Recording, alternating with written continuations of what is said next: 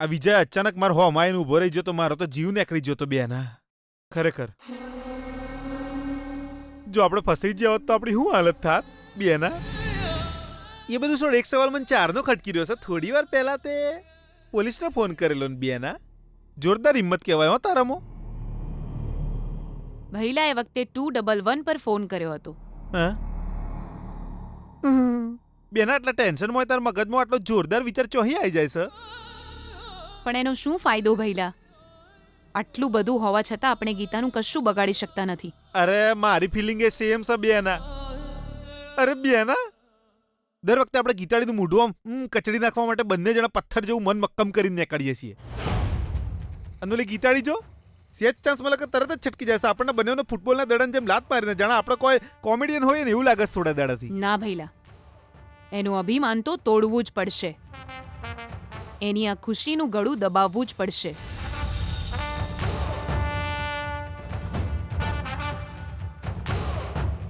એ કોઈ સીધી સાદી છોકરી નથી ભઈલા કે આપણે સરળતાથી એને મારી શકીએ. છેલ્લી ઘડીએ કંઈ પણ કરીને જીતી જાય એવી ચાલાક છોકરી છે. એને તો અલગ રીતે પાઠ ભણાવવો પડશે.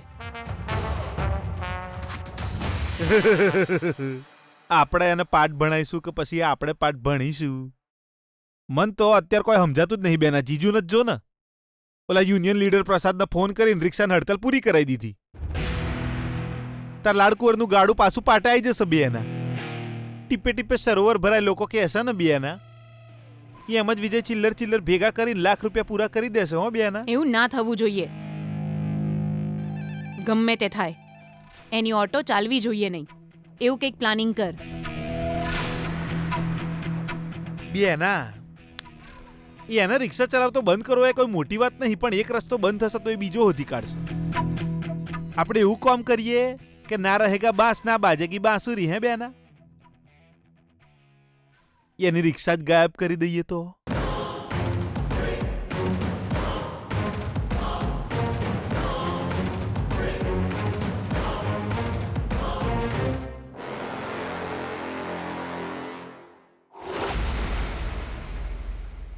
International environment. This includes the controllable factors in the international marketing mix strategies. The external environment includes unforgettable factors. First, at production increase.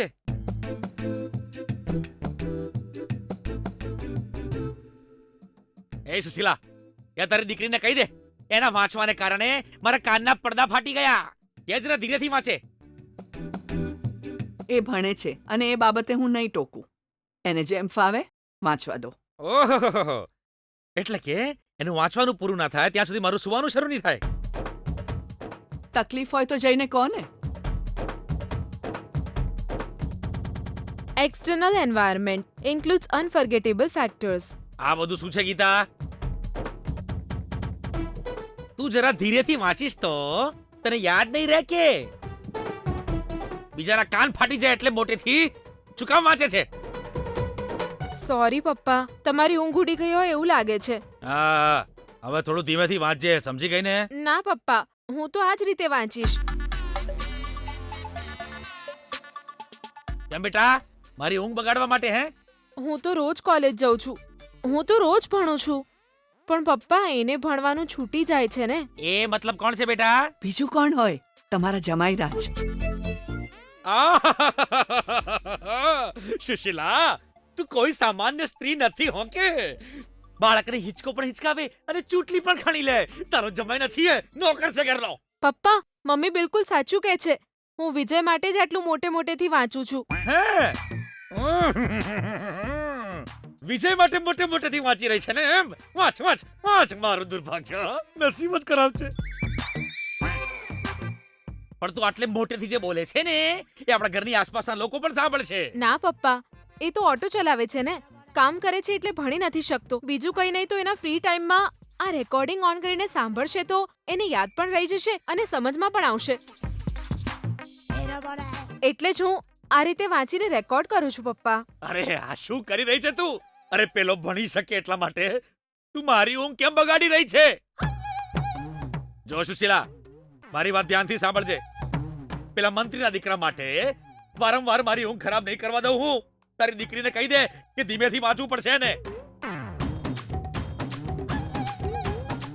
Variables. In the above 4 rules sentence, the variables are also called as non-terminals.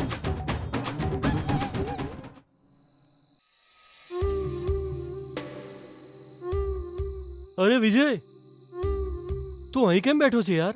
અરે એક માણસ આવું છું એમ કહીને જતો રહ્યો છે. અડધો કલાક થઈ ગયો પણ હજુ આવ્યો નહીં. એના મોઢામાંથી દારૂની વાસ આવતી હતી. ખબર નહીં ક્યારે આવશે. તને ખબર છે અત્યારે કેટલા વાગ્યા છે? તું આજે આરામ નહીં કરે? કેટલા વાગે મહત્વનું નથી યાર. હું આજનું ભાડું કમાઈ શક્યો નથી એટલે જ પેલા દારૂડિયા પાસેથી થોડા પૈસા મળશે એમ વિચારીને અહીં રાહ જોઈ રહ્યો છું. અરે તું કેટલો દુબળો થઈ ગયો છે યાર. આવી રીતે રાત દિવસ કામ કરીશ તો કેવી રીતે ચાલશે? તારા શરીરને પણ આરામની જરૂર હોય કે નહીં? અરે આ મહિનો પૂરો થઈ જશે અને હું શરત જીતીશ. પછી હું મારા ઘરમાં મારી પત્ની સાથે બીજું શું આરામ કરતા હોઈશું. પણ ત્યાં સુધી મારે આરામ કર્યા વિના કમાવવું પડશે, નહીં તો મને મારી પત્ની નહીં મળે યાર. ઠીક છે, તે તારા પૈસા સાચવીને રાખ્યા છે ને? મેં ગીતાને આપી રાખ્યા છે.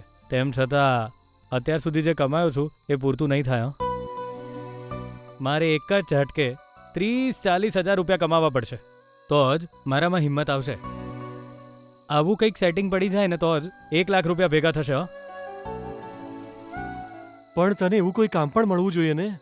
એક કામ આપું તું કરીશ?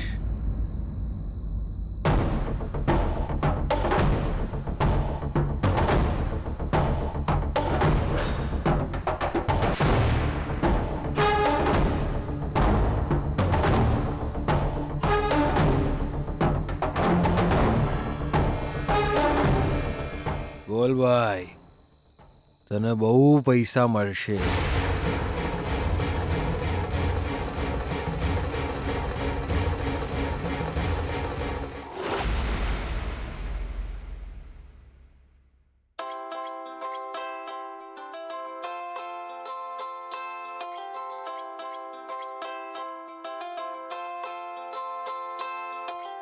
પપ્પાજી આટલી મોડી રાત્રે કેમ ફોન કરે છે? હેલો હલો ગીતા, પપ્પાજી. મને માફ કરી દે બેટા. હું તને આટલા મોડા ફોન કરીને હેરાન કરી રહ્યો છું. અરે રે, કોઈ વાંધો નહીં પપ્પાજી. વિજય તને મળ્યો હતો બેટા? મળ્યો તો પપ્પાજી. એ બહુ મહેનત કરે છે. પૈસા કમાવાના માર્ગમાં બહુ જ મુશ્કેલીઓ આવી રહી છે. પ્રેમ અને વિશ્વાસની સામે બધી મુશ્કેલીઓ હારી જ જાય છે બેટા. પણ મુશ્કેલીઓ આવતી હોય એટલે એ ખોટા માર્ગ પર ન જવો જોઈએ. ના પપ્પાજી, મારા પતિ પ્રામાણિકતા ખિસ્સામાં રાખીને નથી ફરતા, મનમાં લઈને ફરે છે. તારી પાસેથી જે પ્રામાણિકતાનો પાઠ શીખ્યો છે બેટા. ટૂંકમાં એ હારી ન જાય તો સારું. તમે ચિંતા ના કરો પપ્પાજી, તમે એની જીત ચોક્કસ જોઈ શકશો. એની જીત મારી વહુને મારા ઘરે લઈ આવે તો પૂરતું છે. પછી મારો દીકરો એની જિંદગીમાં હંમેશા સફળ થશે. ઠીક છે ગીતા, જો એ તને ફરી ક્યારે મળે તો એકવાર મારી સાથે વાત કરવાનું કહેજે. ઠીક છે. Good night. Good night.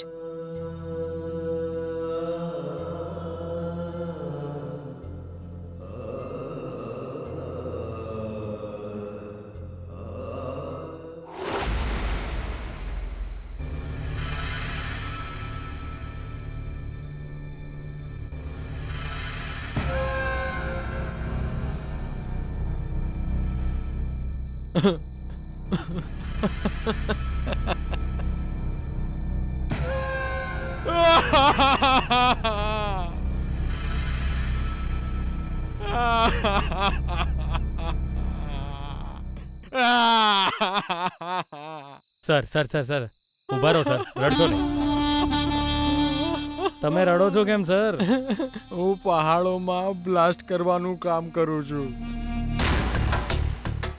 હું એક દિવસ કામ કરું છું તો મને 15,000 રૂપિયા મળે છે.